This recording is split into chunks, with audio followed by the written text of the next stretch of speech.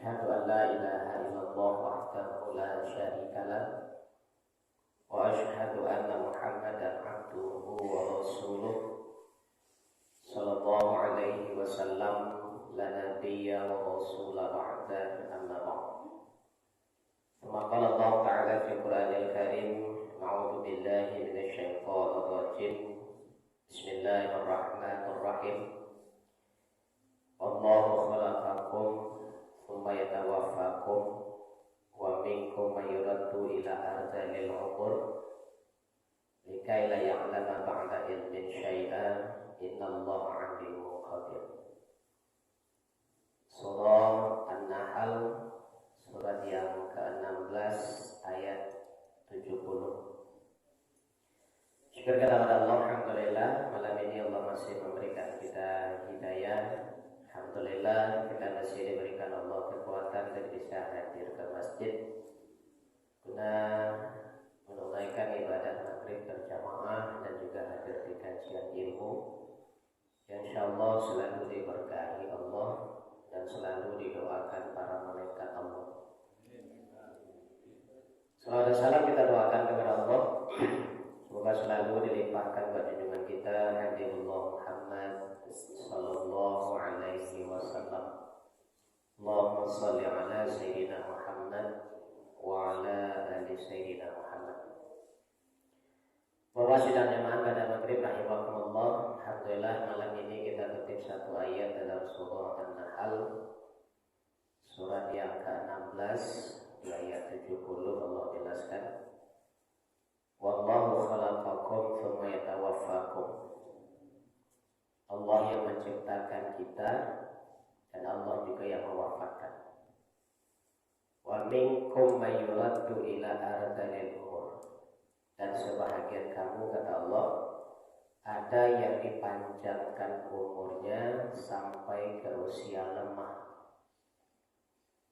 Ardhil umur itu kepada usia usur atau usia lemah. Artinya ibu bapak, semakin panjang umur kita, semakin lemah kondisi kita. Bahkan kembali seperti bayi. Itu resiko kalau kita diberi umur panjang. Kalau seandainya ibu bapak datang malaikat maut ini kawak malam kok. Kau andai saja pak, penjara lo kamu. Ya bu. Datang malaikat maut malam kau kawak aja malaikat ibu apa pilih salah satu, dipanjangkan umur sampai 100 tahun atau mati malam kau. Nah, bagi kira kita pilih bahwa panjang umur sampai 100 tahun atau mati malam kau kecemasan. Kalau seandainya dari pilihan, mana yang kita pilih bapak? Pilih dia. Golput. Pilih dia golput. Kalau kita pilih panjang umur, bapak, makin panjang umur tadi, makin lama. Karena Allah jelaskan dalam Yasin yang 68 kan. Kita coba di Yasin bapak. Wa man nu'amirhu nunakishu fil khalqiyah fala ya'qilun. Siapapun yang kami panjangkan umurnya, kata Allah, pasti kami kembalikan kepada keadaan semula. Dewa balik ke anak-anak. Jadi makin panjang umur, kondisi fisik awak semakin lama. Jadi bisa jadi awak makin panjang umur, ketergantungan di orang lain apa? Satu dibantu, agak ditolong, lalu ditolongan gitu. Duduk ditolongan, gitu. Makan pun kadang ditolong. Syukur-syukur kau yang maafin awak sabar, kau ingat? Nah itu kondisi kalau berumur panjang. Yang kedua resikonya makin panjang umur, makin menurun daya ingat. Kalau dulu awak pinjam istilah orang kini bapak, umur 60 sampai 80 itu kecilnya PDI. Tahu PDI bu? Penurunan daya ingat. Kalau di atas 80 80 PDIP lah. Penurunan daya ingat dan pikun. Orang partai. Itu risiko. Tapi kata Rasulullah itu apa? Pikun atau lupa itu disebabkan oleh setan. Setan itu yang menyebabkan orang lupa.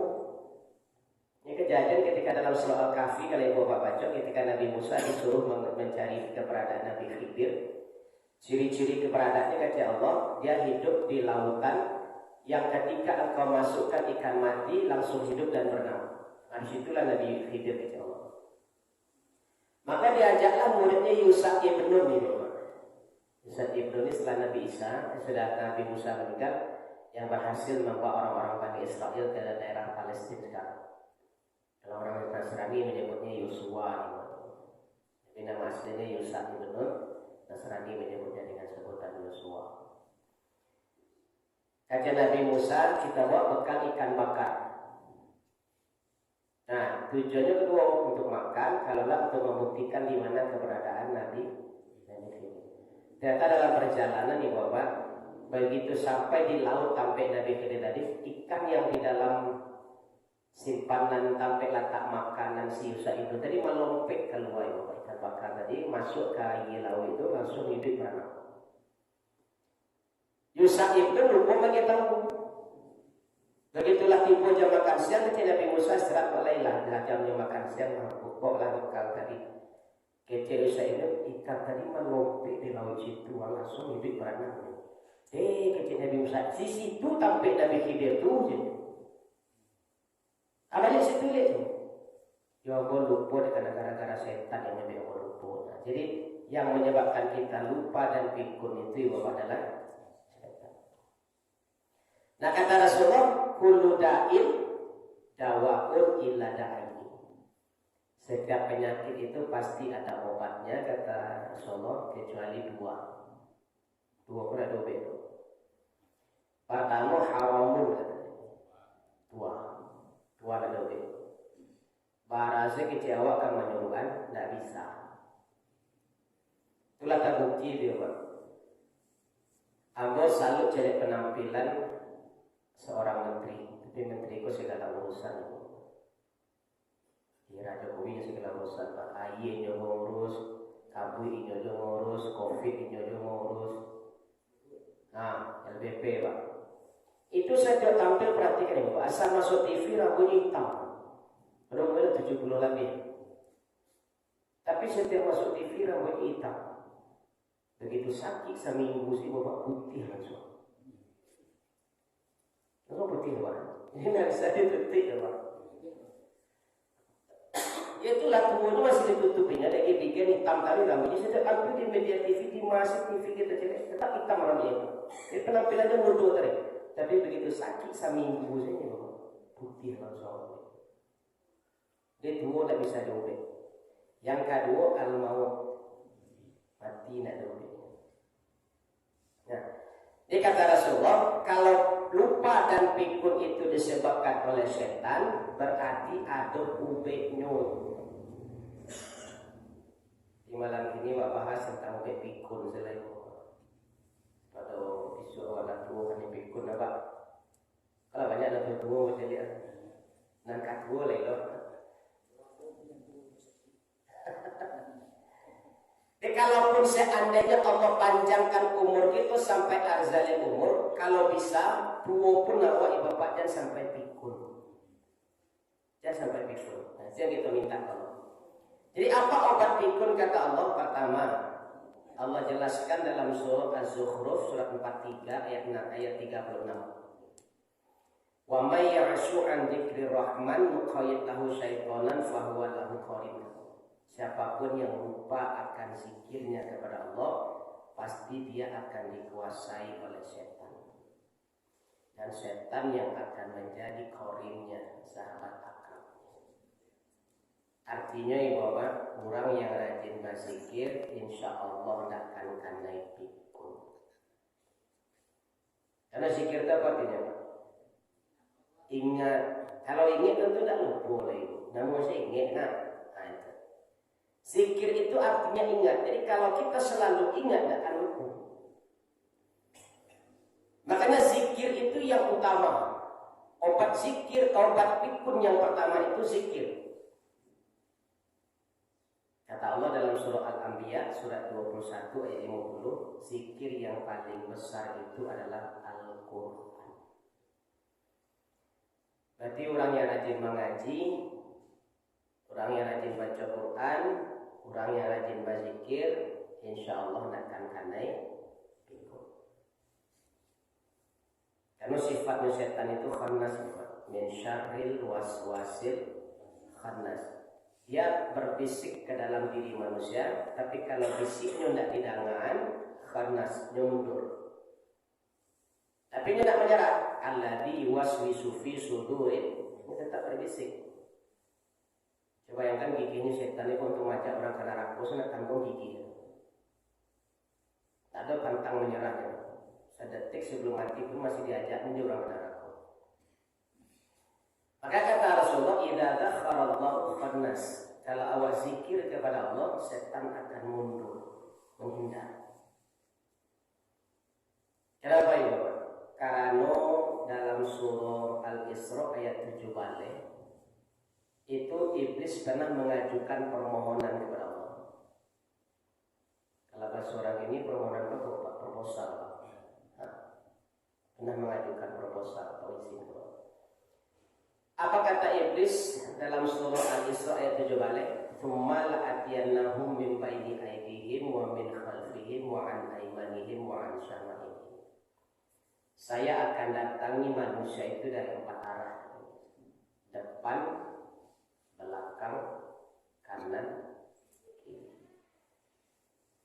Agar ya Allah proposal kau di ACC setuju. Jadi sampai arahnya dikuasai kau. Dan selalu setan datang kau dari sampai arah depan, belakang, kanan, kiri. Tapi ada 2 yang tidak bisa dikuasai itu. Ate. Kenapa atas tidak bisa dikuasai iblis? Karena itu jalannya zikir. Jadi ketika kita zikir ke Allah, sinyal kita, kontak kita dengan Allah nyambung. Makanya selama kita berzikir, iblis tidak bisa masuk dari arah hati. Dan itu jalurnya zikir itu. Nah ke bawah itu sujud. Sujud itu pantangan mana di iblis ibu bapak. Makanya kata Nabi, idza qara'tal Qur'an faqala sajadah fasjudu. Kalau kalian baca Quran, bastamu jokato sajadah atau yasjudu di dalam Al-Quran itu, maka kata Rasulullah, sujudlah. Inna syaitana yabki, karena syaitan itu pasti menangis. Tinyo kalau pek di tempat celako lah, ambo dulu disuruh mana dan Allah sujud, ambo tak namo sujud. Iko cucu Adam membaca surat, membaca Quran, atau kata sajadah langsung sujudnya, tapi tani iblis itu. Itu makanya arah atas zikir, arah bawah sujud, iblis tidak bisa masuk. Tapi kalau sampai arah itu pasti awak dikajar kalau dari sampai arah itu. Jadi obat pikun yang pertama zikir.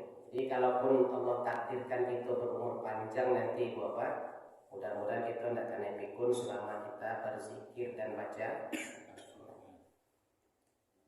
Atau pasang target atau baca Quran itu. Karena selalu orang yang baca Quran itu dilindungi Allah dari penyakit.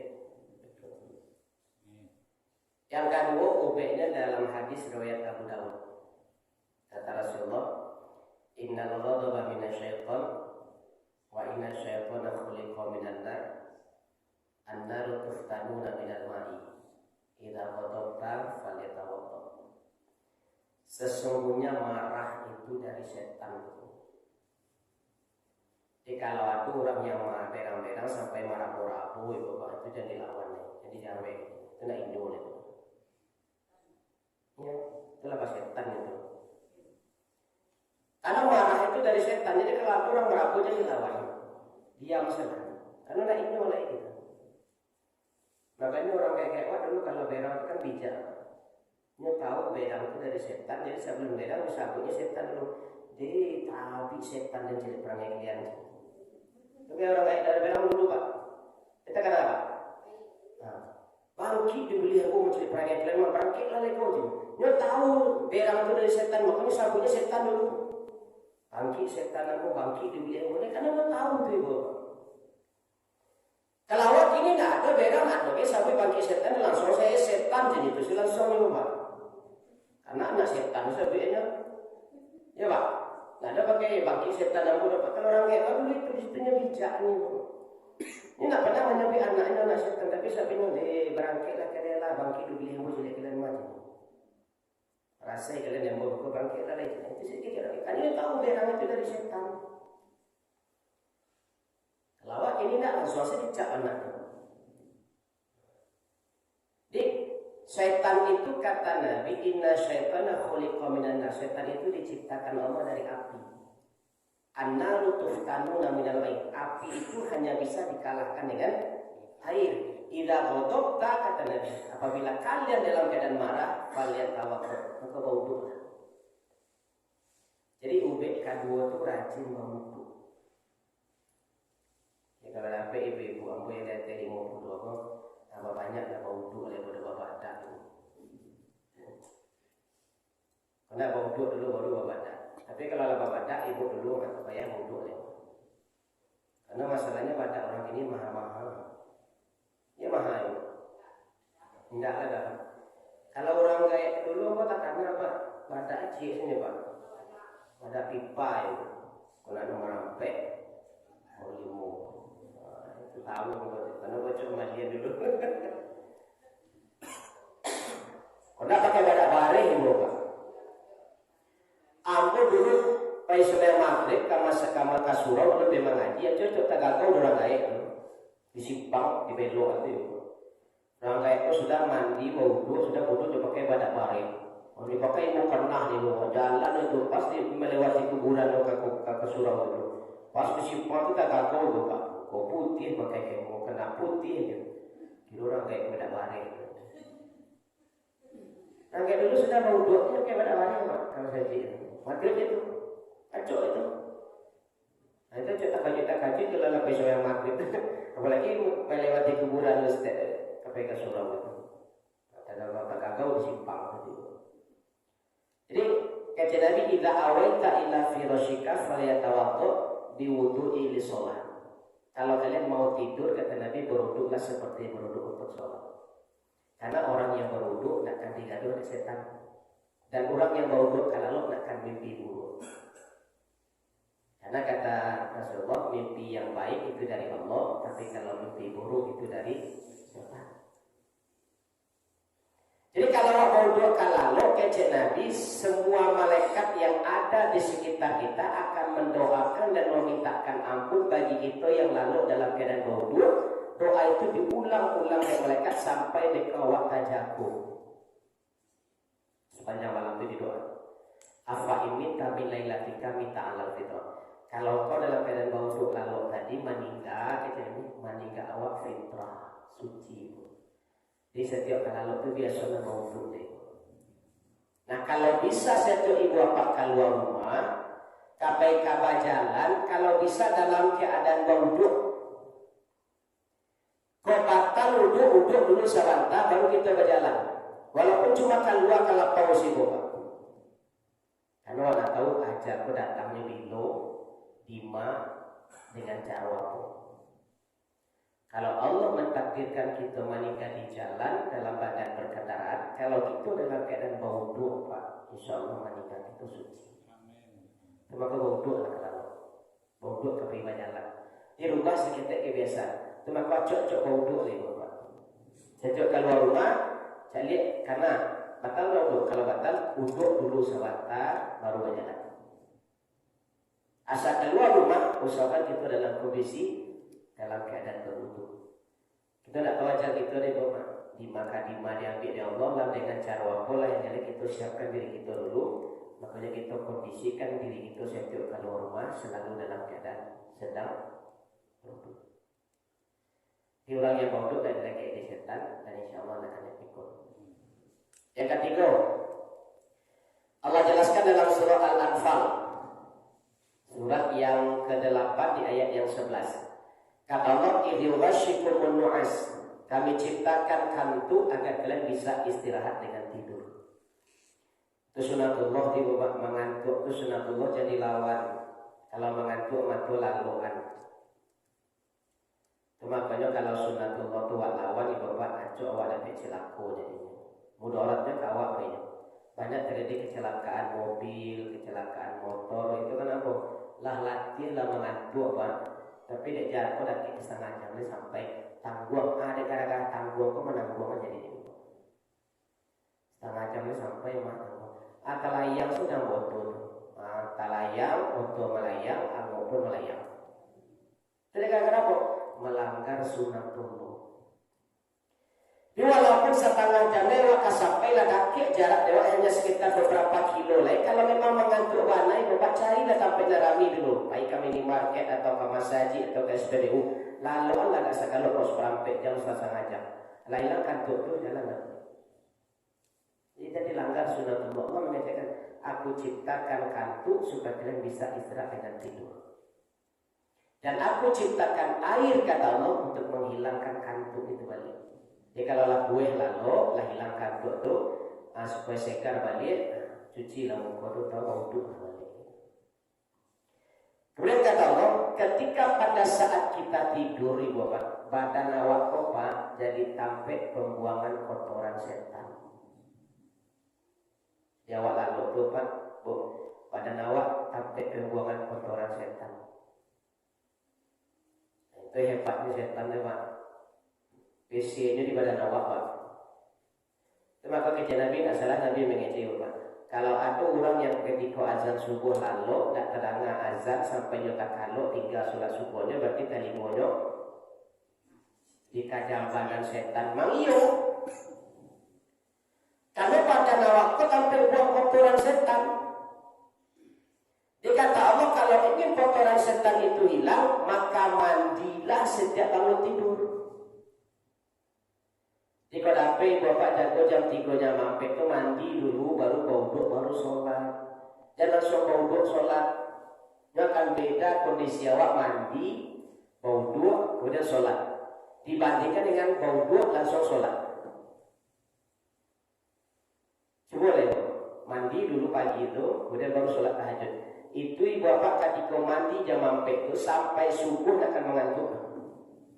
Tapi kalau bapak jago jam mampir itu langsung wudhu langsung sholat, bekok begitu takbir sampai salam, ibu bapak etong sudah barangkali buuk.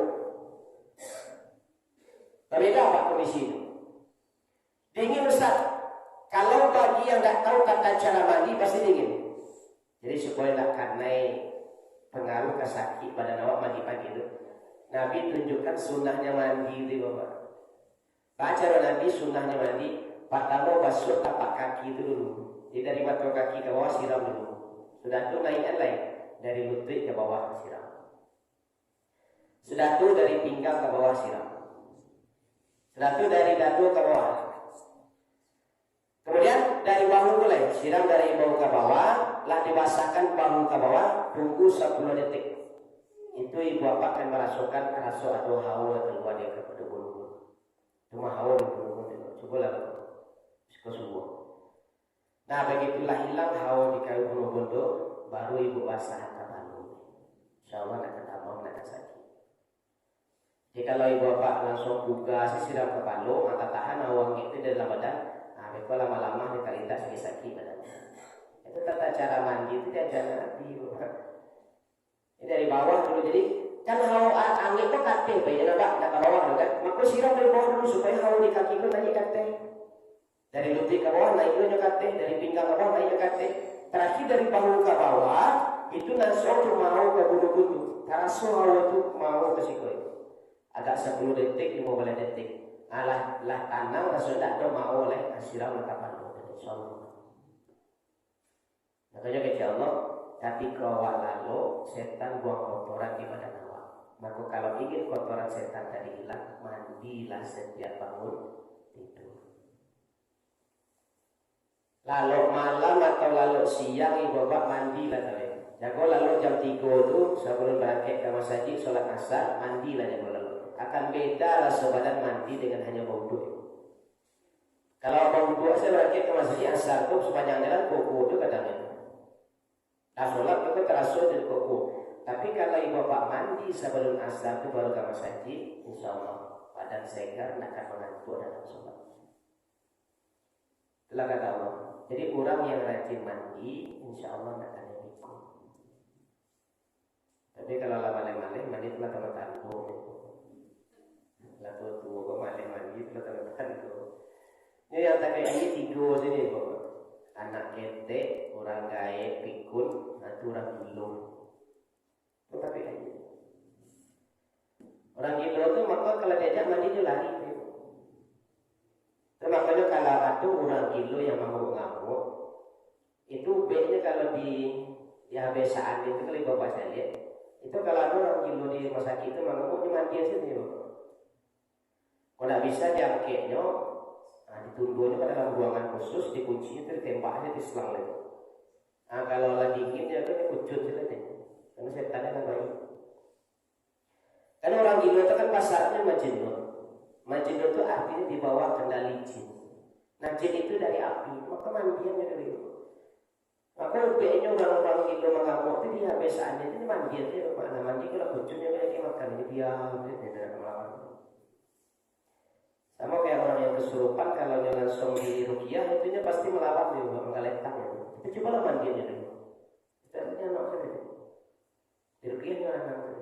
Tapi kalau sudah mengamuk di ruqyah, barantek macamnya bantiannya itu. Karena setan sudah kuat. Nah, tapi kalau jadi mandian dulu Pak, aman gitu. Jadi memang setan itu takut juai, makanya rajin bawa dua, rajin mandi. Kalau lagu anak ketek, anak TK rancang itu. Bangun tidur, terus tidak lupa. Sorry, mau siang, makanya ini. Memang itu rancang ya itu Pak. Memang itu sunnah.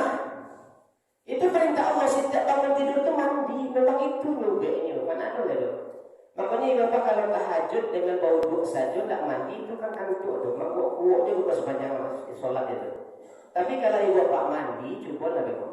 Beko mulai subuh aja mampir itu jago mandi dulu. Insya Allah sampai subuh masuk, selesai pun sampai suruh ibu bapak akan mengantuk.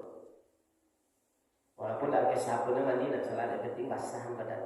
Nah, cuma caranya diajarkan lebih dari bawah dulu suatu kate sampai di bahu diamkan dulu gak 10 menit, mau boleh 10 detik, mau boleh detik, masukkan hawa keluar dari mulut, begitulah habis rasanya bersihkan. InsyaAllah. Jadi mandi. Yang kampek. Ubay ikun yang kampek kata Allah dalam surah Al-A'raf surat yang ke-7 ayat 200.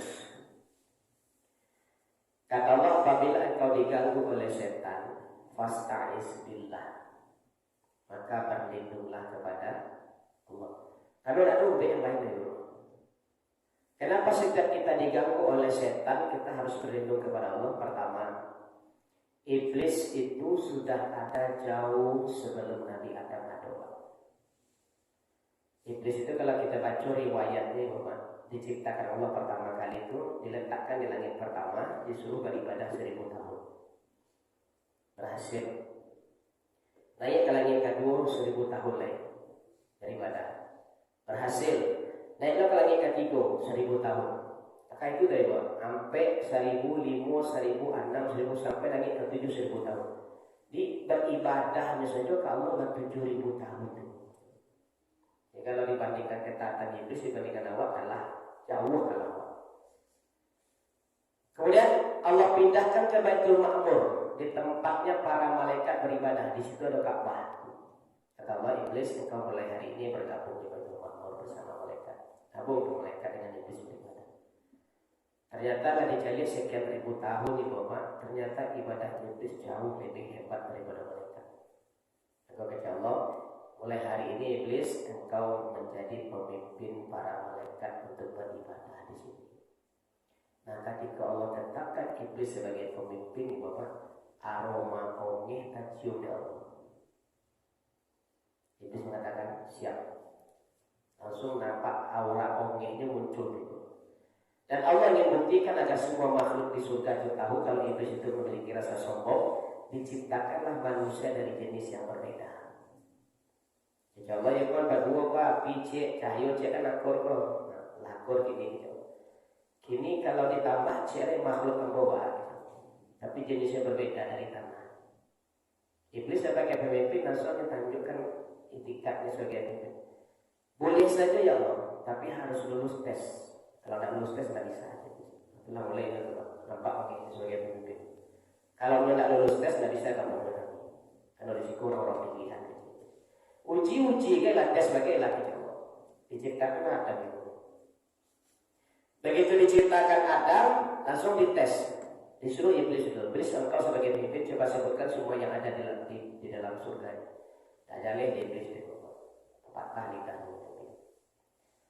Malaikat kata Allah, tolong kau jelaskan semua yang ada di sini. Malaikat langsung membantah sebab subhanaka la ilma lana illa ma 'allamtana. Kami tidak tahu apa-apa ya Allah kecuali apa yang kau ajar sini. Sportif kalau malaikat itu. Ada apa kita lihat di kalian sudah ada. Nah, lah nampak kita Adam lebih baik daripada kalian. Tolong hormati Adam. Di fasjudu itu bukan sujud salat gitu, tapi menghormati Adam. Agar iblis tak bisa. Baru ambo lebih senior dari itu. Ambo kecintakan jauh lebih lama daripada dia. Masa orang lama 40 orang baru. Aduh, karena engkau lupa iblis walaupun ada baru di situ yang menyuruhnya ambo nak peduli dia Allah. Yang penting ambo akan namu hormat Adam. Kalau tidak keluar gitu. Jadi keluar. Disitulah terbukti iblis itu sombong. Ada ibadahnya tak taat. Maka saja itu iblis menanamkan dendam ke Nabi Adam dan keturunannya sampai hari kiamat. Makanya akan menarik semua manusia untuk bisa ikut iblis ke dalam neraka. Yang kedua, Bapak, ialah menguasai sampai arah. Muka, belakang, kanan, kiri. Yang ketiganya bisa masuk ke aliran darah roh. Yang keempatnya bisa mencari awak tak bisa mencari nyoba. Pak baca dua lawan yang tak nampak. Kemudian Allah kalau lagi gaduh ada setan, capek lindung kamu, perlindung kamu capek hari kamu. Karena kalian akan mampu menghadapi iblis, menghadapi setan. Karena anaknya tak nampak dah. Nah, karena kita diperintahkan Allah berlindung kepada Allah kalau diganggu oleh iblis supaya awak tak dikuasai iblis, supaya tak pikun Bapak. Allah ajarkan satu doa di dalam Al-Quran. Doa itu disebut doa anti pikun. Di mana Allah jelaskan Bapak. Kalau Bapak mau catat silakan. Kalau tak hafal, kalau yang hafal silakan dibaca terus. Kalau yang belum hafal buka nanti Al-Quran. Surah Al-Mu'minun. Surah 23 ayat 97 98. Ada yang hafal itu? Qul kata Allah. Rabbi a'udzu bika min hamazatis syayatin wa a'udzu bika rabbi ayyahdurun. Ada yang hafal itu, Pak? Ada yang hafal? Al-Mu'minun surat 23 ayat 97 98 hafal ya? Rabbi a'udzu bika min hamazatis syayatin wa a'udzu bika rabbi ayyahdurun. Itu doa dipikir ya, bacalah. Setakana baca. Supaya setan tak mengganggu awak dan menguasai awak, supaya awak tak dijadikan setan jadi orang itu. Surah 23 ayat 97 98. Atau ibu bapak yang ada HP boleh ketik di Google mencari Al-Mu'minun 97 98. Itu insyaallah anti tikus. Ya Rabbi a'udzu bika min hamazatis syayatin wa a'udzu bika rabbi ayyahdurun. Itu doa hati. Jadi berlindung Allah. Yang kelima ibu bapak, hukumnya Allah Rasulullah jelaskan dalam hadis dari Abu Hurairah. Di hadis ini panjang ibu bapak, kita simpulkan dalam bentuk cerita silakan. Jadi Abu Hurairah pernah menangkap maling 3 kali. Ternyata maling yang ditangkap 3 kali itu setan yang menyamar sebagai manusia. Jadi Abu Hurairah, mulai kini engkau nak kena melapih lagi. Engkau harus membawa ke hadapan Rasul dan engkau harus potong tangan. Karena 3 kali kau berangkap ini. Agak cek yang maling itu ambo bukan manusia, ambo setan. Ambo dah percaya dah kecewa dah. Yang jelek engkau kini bawa ke hadapan Nabi dan engkau harus potong tangan sesuai perintah Nabi. Kata setan tak usah dia bawa lagi. Karena setan itu paling takut mencari wajah Nabi.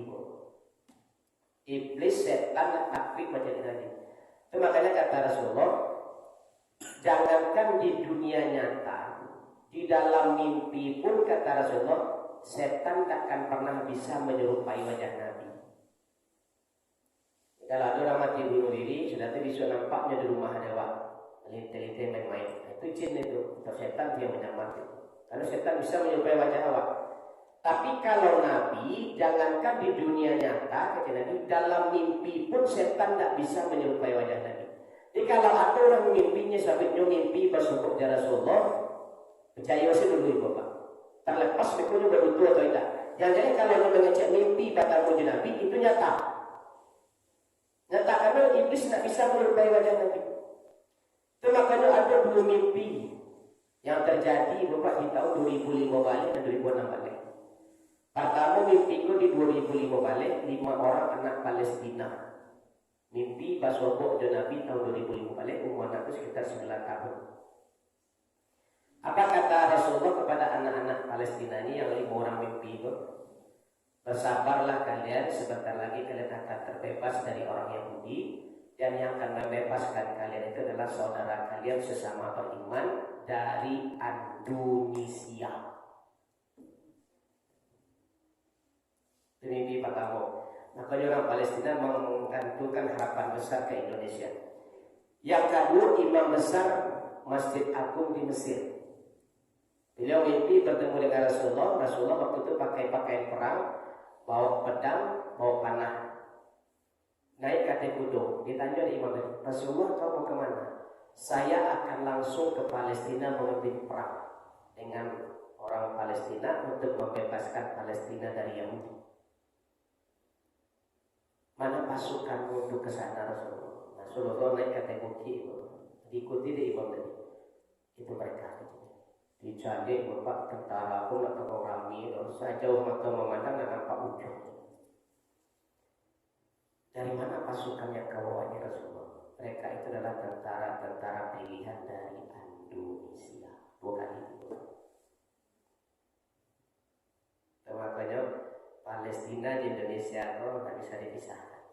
Maka orang Palestina sangat kayak topi ke Indonesia. Maka satu-satunya kemerdekaan yang diperingati cuma di Palestina di Indonesia. Karena setiap bulan kiriman bantuan itu masuk ke Palestina. Maka dari 2010 Ibu Bapak kan pemerintah kita Kota Padang, pemerintah Provinsi Sumbar kan BPD Indonesia minta nambah sumbangan ke Palestina. Itu sampai. Bahkan satu-satunya rumah sakit yang ada di Gaza, rumah sakit Indonesia yang kemarin dibombardir, sengaja dibombardir Israel karena di situ sedang ada pasien 5.000 jiwa dihantam. Coba ya kan? Karena ini lakeram dari Indonesia. Terima kasih sampai keluar ancaman dari panglima perang Indonesia kalau masih model Ecuador kami beri model Palestina. Cobalah gitu. Nah, kecil Rusia, cobalah sekarang Indonesia, kami dulu yang maju kecil Rusia. Kecil Iran kami dulu kecil Korea. Cina pun kecil, kami Yono Cina. Karena Cina sudah Arab ya, akrab di Indonesia gitu. Cina pasnya mendukung Palestina. Makanya jadi Bapak. Dan kini orang-orang Israel angkat tangan karena itu kritikan orang-orang Indonesia, netizen Indonesia kok tajam-tajam sampai tapi tangi tentara Israel itu. Memana-mana lah duantian oleh tidak ini serang kami. Makanya hari ini Israel itu bangkrut kenapa? Boykot itu tidak hanya di Indonesia tapi di seluruh dunia. Itu masalah mimpi tadi. Nah karena setan takut bersodoknya Nabi, nyumbuk Abu Hurairah. Nah itu dosa sahabat Nabi. Kalau engkau batalkan mambo-ambo menghadap ke Rasulullah, ambo tunjukkan satu amalan yang ketika engkau baca itu, engkau akan kami gaduh. Itu dia setan. Ambo ajar satu amalan yang ketika engkau lakukan amalan ini, engkau akan kami gaduh lagi setan. Engkau setan karena buka coki di rumah. Setan buka coki. Akan cek orang ajan dulu baru berlebihan. Kita lebih cari lah orang kalau dilakukan itu lari kan kok. Tunjuk dulu ke cek orang. Kalau kau tunjukkan baru berlebihan. Akan cek setan ila awaita ila firashika faqra ayatal kursi. Kalau kau lang ayat akan sampai lalu cek setan. Baca ayat kursi kau akan kami gaduh lagi. Jadi baca ayat kursi kalau kau setan kau coki kau setan kau coki surah kau. Itu makanya ayat yang paling ditakuti setan itu 3. 5 ayat pertama Al-Baqarah, 2 ayat di tengah ayat kursi dan la ikraha fiddin itu, yang ketiga 3 ayat terakhir Al-Baqarah. Lillahi ma fis samawati wal sampai habis. Itu maka itu ayat sebagai itu ruqyah gitu. Makanya kalau ibu bapak nak ingin ada setan ada jin di rumah itu, putar Al-Baqarah itu di rumah itu murotal. Putar dari alif lam mim itu sampai habis itu. Putar-putar asal Al-Baqarah di rumah ibu takut setan masuk. Karena dia paling takut jual Al-Baqarah. Karena di 3 ombaknya takut. Makanya kata Nabi, siapa yang baca ayat kursi 1 kali sebelum tidur, Allah datangkan 70.000 malaikat menjaga rumahnya. Itu nak tak bisa, ada orang mengirim buru-buru. Yang kedua, yang membaca ayat kursi 1 kali setiap kali selesai sholat wajib, dia ketika berzikir itu apa? Sebelum baca subhanallah 33 itu tambah ayat kursi sekali. Ya kan subhanallah la ilaha illallah wa la mata salam. Tambah ayat kursi dulu baru subhanallah alhamdulillah akbar 33. Nah kata Nabi, siapa yang membaca ayat kursi selepas sholat wajibnya sebelum berdoa, maka tidak ada yang menghalangi antara dia dengan surga kecuali hanya kematian. Artinya awak kalau baca ayat kursi setiap sudah sholat wajib, awak akan dimasukkan Allah ke neraka surga, tapi terhalang kini dengan apa? Awak akan mati. Jadi yang menghalangi awak dengan surga kata Nabi adalah kematian. Kalaulah meninggal, ke surga awak. Atau maka kata Nabi, jangan tinggalkan membaca ayat kursi setelah sholat wajib. Jadi 5 kali itu. Sudah subuh sebelum berdoa, sudah zuhur, asar, maghrib, isya sebelum berdoa baca ayat kursi dulu, baru lanjut dengan doa. Ibu berpikir Bapak, katakanlah. Pertama, zikir dan baca Al-Quran. Yang kedua, wudu.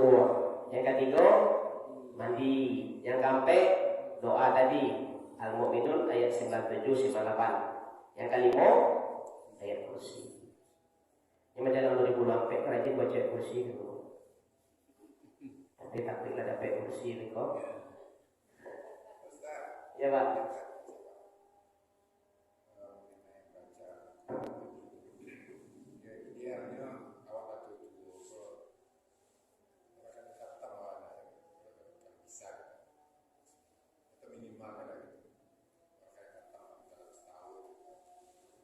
Kalau yang rancak itu kece Nabi, kalau masih sanggup Pak, sekali sebulan khatam Pak.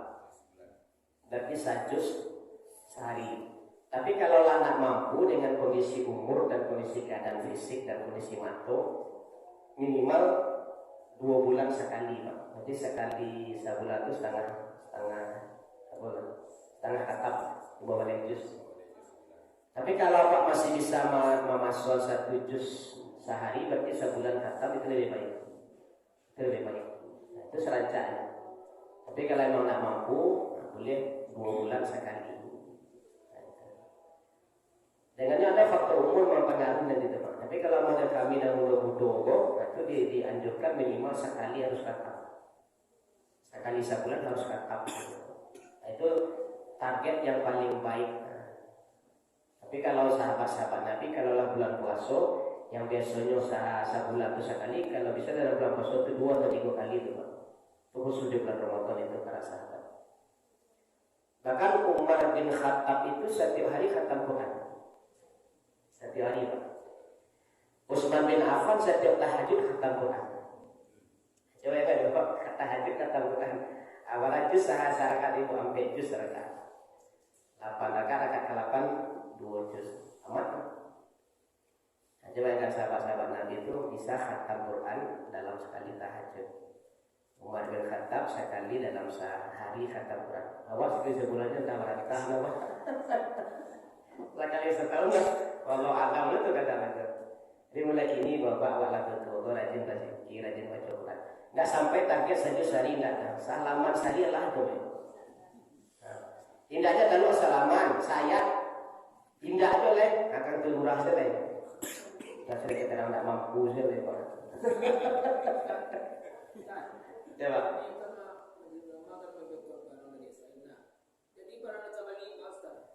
Kalau mata balik dah ada pak. Ya kan saja ditetapkan saja. Karena mata balik itu makanan.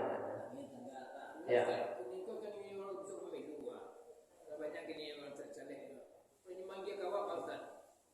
Kalau jangan lagi terima. Tapi kalau Pak Pilih gak rasakan suuk dia.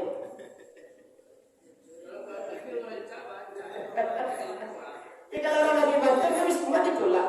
Apa akan? Ya kalau macam orang di Budapest banyak orang elok Pak. Tiba-tiba baru bawa lagi bantuan. Tiba-tiba datang Mas Haji lagi bantuan. Ini banyak orang elok kita Pak. Macam orang di Budapest. Ya. Kalau nanti terima. Masalah milih atau enggak milih kan urusan awak lain. Apa dari mana tu? Kalau Pak dipasue, Pak terima sembako apa Pak harus pilih apa aja kan? Tak tolak langsung. Tapi kalau yang nak lebih memilih Pak kau bantuan. Kalau bantuan terima Pak. Kan ada doa nolak sakit dan nak.